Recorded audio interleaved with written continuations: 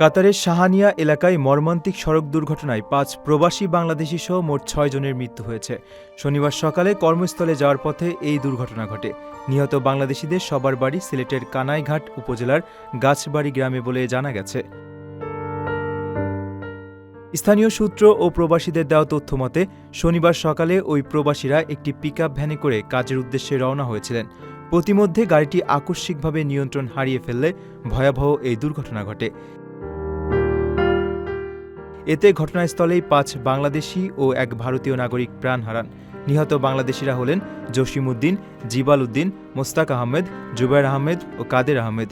একই গ্রামের ৫ জনের এমন অকাল মৃত্যুতে পরিবারসহ পুরো এলাকায় গভীর শোকের ছায়া নেমে এসেছে।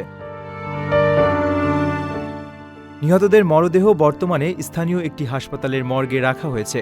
জালালাবাদ অ্যাসোসিয়েশন কাতারের সাধারণ সম্পাদক আহমেদ মালেক জানিয়েছেন, আনুষঙ্গিক দাপ্তরিক কাজ ও আইনি প্রক্রিয়া শেষে দ্রুততম সময়ের মধ্যে নিহতদের মরদেহ দেশে পাঠাতে বাংলাদেশ দূতাবাসের সঙ্গে নিবিড়ভাবে সমন্বয় করা হচ্ছে। ওমানে সেরা রেট দিচ্ছে বাংলাদেশি প্রতিষ্ঠান গালফ এক্সচেঞ্জ। প্রিয়জনকে টাকা পাঠাতে আজই আসুন আমাদের যে কোনো ব্রাঞ্চে অথবা কল করুন স্ক্রিনে দেয়া নাম্বারে। গালফ এক্সচেঞ্জ, বাংলাদেশিদের প্রিয় এক্সচেঞ্জ।